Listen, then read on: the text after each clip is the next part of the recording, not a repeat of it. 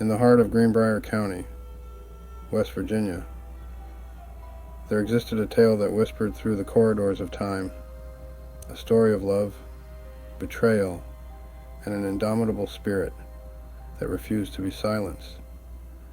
This was the legend of the Greenbrier Ghost, a story that had drawn me to this small, seemingly ordinary town under the guise of a writer, seeking to uncover the truth behind the macabre and unexplained.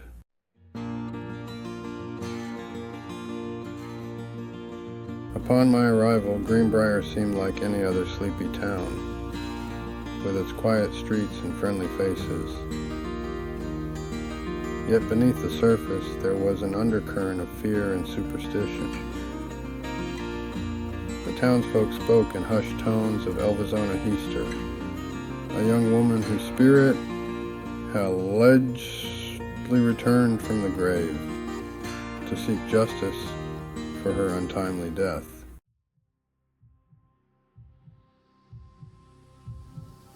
The first night I spent in Greenbrier, an unsettling feeling settled over me, as if I were being watched. My room at the local inn was small and sparsely furnished, with a single window overlooking the shadowy street below. Despite my exhaustion, sleep eluded me, and as the clock struck midnight, a faint knock echoed through the silent inn. Startled, I approached the door and flung it open, but there was no one there. The hallway stretched out, empty and dark. As I turned to close the door, I saw a fleeting shadow at the end of the hall. Curiosity piqued, I stepped into the corridor, the floorboards creaking beneath my feet. As I reached the end of the hall, a chill settled over me, and I saw her for the first time. A ghostly figure, pale and ethereal, stood at the foot of the stairs. Her eyes met mine, piercing and filled with sorrow. "Help me," she whispered, her voice a soft echo that resonated in my mind. Then as quickly she had appeared, she vanished, leaving only the cold chill of her presence behind.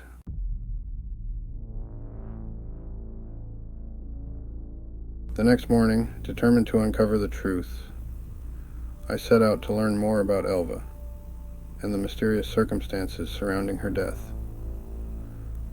The townspeople were eager to talk, but their stories were filled with contradictions and half-truths. Elva had been a vibrant young woman, beloved by many. Her sudden death had shocked the community, but it was her husband, Edward Shue, who had raised the most suspicions. Edward claimed Elva had fallen down the stairs, but there were whispers of a violent temper hidden beneath his charming exterior.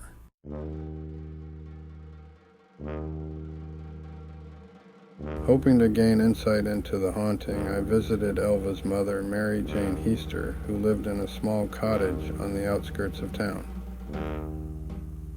"I've seen her," Mary Jane confessed, her voice trembling with emotion. "She comes to me in dreams, showing me what really happened that night." Mary Jane recounted the vivid dreams, each more haunting than the last. In them, Elva's spirit appeared, revealing the brutal truth of her death at Edward's hands. Her neck had been broken, twisted unnaturally, a fact that had been overlooked during the initial investigation. As Mary Jane spoke, a chill ran down my spine. The evidence was circumstantial yet compelling. The more I listened, the more I believed that Elva's spirit was real and determined to reveal the truth.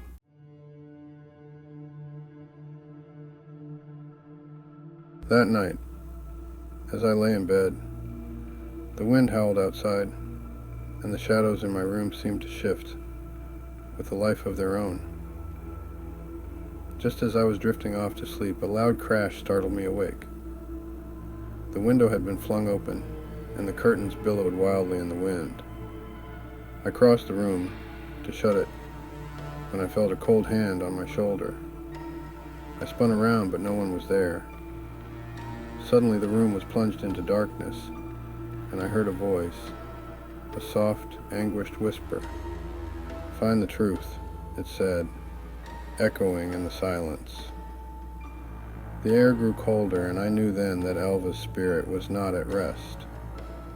With dawn approaching, I resolved to follow the trail wherever it might lead, even if it meant confronting the sinister truths hidden within this haunted town.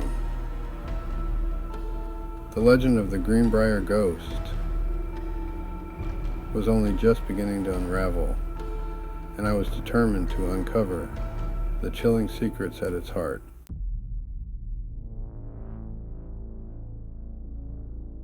The following day I visited the local archives, hoping to find more clues about Elva's life and death. The archivist, an elderly woman with sharp eyes, seemed to know everything about Greenbrier's past. "You're looking into the ghost, aren't you?" she asked, her voice a mix of curiosity and caution. I nodded. "What can you tell me about Elva and her husband?" She hesitated, then spoke. "Edward was trouble. Married twice before, both wives died under strange circumstances. But no one had proof." The air in the archives grew heavy with each revelation. As I sifted through old newspapers, one article caught my eye, describing the initial investigation into Elva's death. The coroner's report mentioned a dislocated neck, a detail that seemed to have been brushed aside.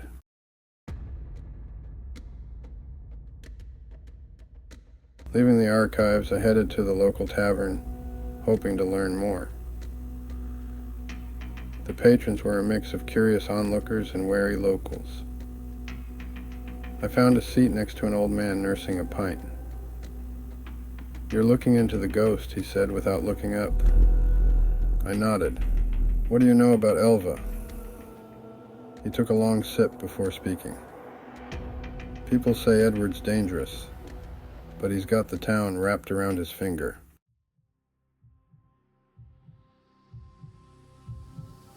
As afternoon waned, I made my way to the cemetery where Elva was buried. It was a lonely place tucked away on the edge of town. The wind rustled the leaves of the ancient oaks, and the gravestones stood like sentinels, guarding the secrets of the past. I found Elva's grave, marked by a simple stone. Kneeling before it, I felt a sudden chill as a soft whisper reached my ears. "Find the truth," the voice implored, echoing in the stillness.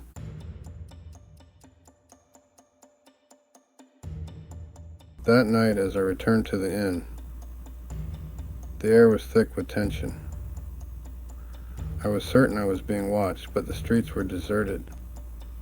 The shadows seemed to move, with a life of their own, and every creak of the floorboards set my nerves on edge.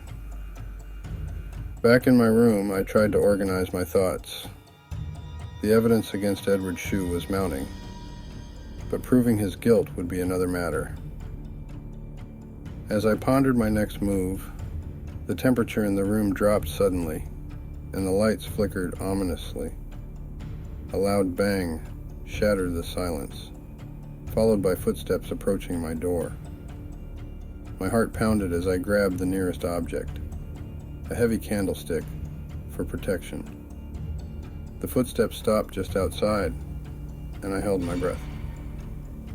The door creaked open, slowly, revealing a dark figure, silhouetted against the dim light of the hallway.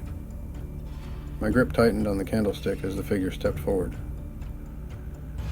"You're in danger," the figure said, and I recognized the voice of the old man from the tavern. "Edward knows you're asking questions, and he doesn't like it." Relief mixed with fear as I lowered the candlestick. "What do you mean?" I asked. "He's watching you," the old man warned, "and he won't hesitate to silence anyone who gets too close to the truth. As the old man slipped back into the shadows, I realized the gravity of my situation. The investigation was no longer just about solving a mystery. It was a matter of life and death.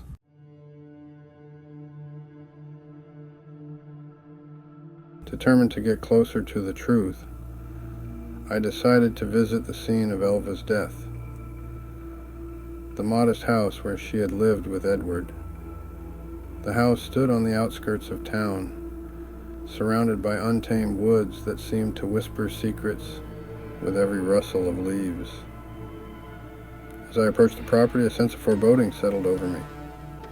The house was old, its paint peeling and windows clouded with grime. The front door creaked ominously as I pushed it open and stepped inside. The air was thick with the scent of decay, and the floorboards groaned under my weight. I imagined Elva's final moments, the terror she must have felt as the life was choked from her body. The thought sent a shiver down my spine, and I steeled myself against a growing sense of dread. The living room was in disarray, as if it had been hastily abandoned. I searched the room, my eyes drawn to a narrow staircase leading to the upper floor. As I ascended the stairs, each step felt like an eternity, the air growing colder with every inch I climbed. At the top of the stairs, I found the bedroom where Elva had died. The room was eerily silent, the bed neatly made as if awaiting her return. But there was something off, a sense of malevolence that seemed to cling to the very walls. I approached the bed and noticed a slight indentation in the mattress, as if someone or something had recently been there. A chill ran through me and I backed away, the hair on my arms standing on end. Suddenly the door slammed shut behind me, and I was plunged into darkness. Panic surged through me as I fumbled for the doorknob, but it wouldn't budge. I was trapped, and the air grew colder still, a frigid presence enveloping me. I heard the whisper again, a mournful plea that sent shivers down my spine. Find the truth, it echoed, and I realized that Elva's spirit was there with me, urging me onward, even as terror gripped my heart. The temperature in the room plummeted, and I could see my breath in the air. My instincts screamed for me to run, but I forced myself to stay, to face whatever haunting presence lingered in this cursed place.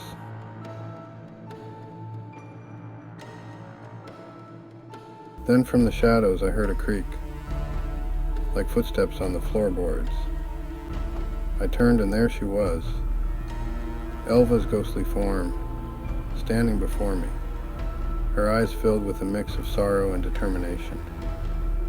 "Help me," she whispered, her voice barely audible over the pounding of my heart. Her hand reached out toward me, translucent and ethereal, and I felt an overwhelming urge to grasp it, to bridge the gap between the living and the dead. But before I could move, a violent force hurled me backward, and I crashed against the wall, gasping for breath. The air crackled with energy, and I realized that I wasn't alone. A dark shadow emerged from the corner of the room, a malevolent presence that seemed to pulse with anger and hate. It was Edward, not in the flesh, but as a dark spirit, a manifestation of his malice and guilt. His form shifted and writhed, a grotesque silhouette that radiated malevolence. "You don't belong here," the shadow hissed, its voice a low, guttural growl that made my skin crawl. Terror threatened to paralyze me, but Elva's spirit stood firm, her presence a beacon of hope in the oppressive darkness. I knew I had to stand my ground, to confront the evil that claimed her life. With a surge of adrenaline, I pushed myself to my feet, facing the shadow with newfound determination. "You can't hide the truth," I said, my voice steady despite the fear coursing through me. "Elva deserves justice, and I won't rest until she gets it." The shadow recoiled, a furious hiss escaping its twisted form. It lashed out, the air crackling with energy, as it tried to drive me away. But Elva's spirit was there, her light pushing back against the darkness. As the shadow writhed and howled, I realized that this was the confrontation Elva had been waiting for. Her presence grew stronger, her light brighter, and I felt her determination fueling my own resolve. In that moment, the room seemed to pulse with energy, a battle between light and dark, past and present. And as Elva's spirit shone brighter, the shadow began to dissolve, its hold on the room weakening. The door burst open, and the oppressive darkness lifted. I staggered out of the room, gasping for breath as the sunlight streamed in, a welcome relief from the suffocating malevolence. I knew then that the battle was not over. Edward's shadow might have been vanquished for now, but the truth of his deeds still needed to be brought to light. Elva's spirit would not rest until justice was served, and neither would I.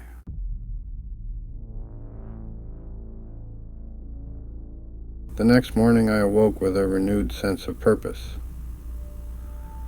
Elva's spirit had risked everything to show me the truth, and I was determined to bring her killer to justice.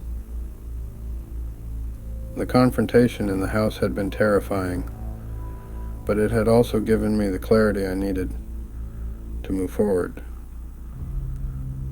Armed with the knowledge that Edward Shue was more dangerous than anyone had suspected, I set out to gather the evidence needed to convict him. I visited the local authorities, explaining what I had uncovered. Sheriff Holcomb, a grizzled man with a skeptical demeanor, listened intently as I recounted my encounters with Elva's spirit and the evidence pointing to Edward's guilt. "You're asking me to believe in ghosts," he said, his voice laced with doubt. "No," I replied firmly. "I'm asking you to believe in justice." The sheriff sighed, rubbing his chin thoughtfully. "There's been talk about Shue for years, but nothing ever stuck. If what you're saying is true, we need more than ghost stories." "I know," I said, "but Elva's spirit has given us a lead. Her broken neck, it was no accident. We need to exhume her body and conduct a proper autopsy." The sheriff hesitated, the weight of the decision apparent in his eyes.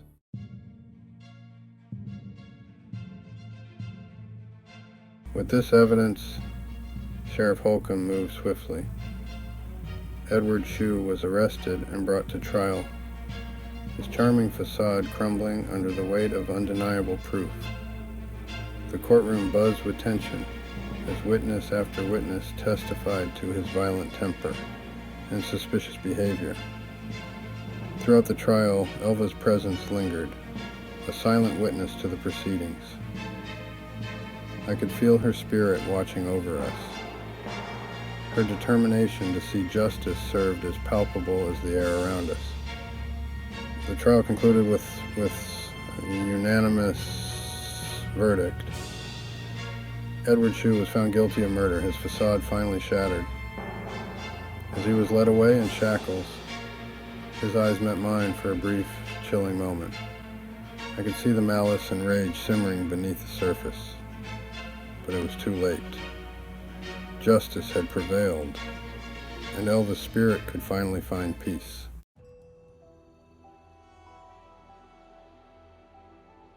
But as I prepared to leave Greenbrier, I couldn't shake the feeling that there was one final mystery yet to unravel.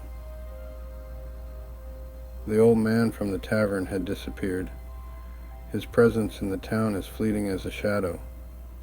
Curiosity piqued, I returned to the tavern, hoping to find answers.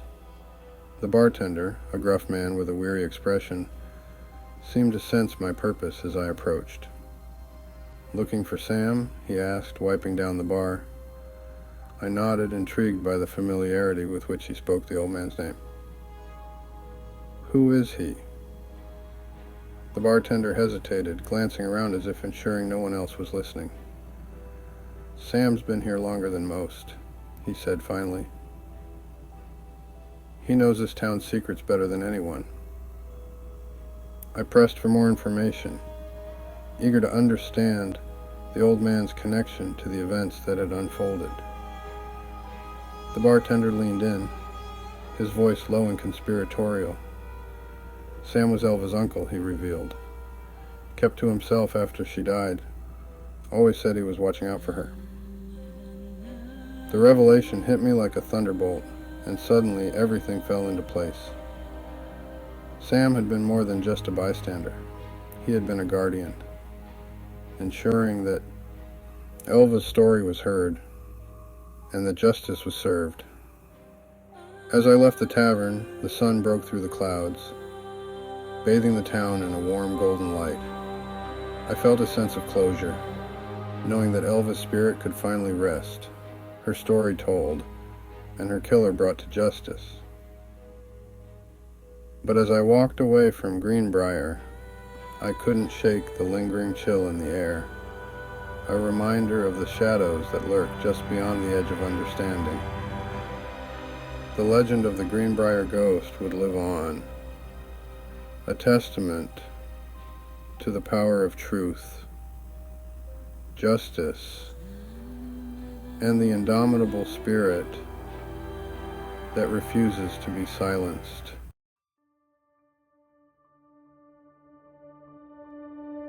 And so concludes the haunting tale of the Greenbrier Ghost, a story of mystery, murder, and the chilling truth that will make your skin crawl. Thank you for joining us on this journey into the shadows. Keep your lights on and your wits sharp, for you never know what secrets may be waiting in the darkness.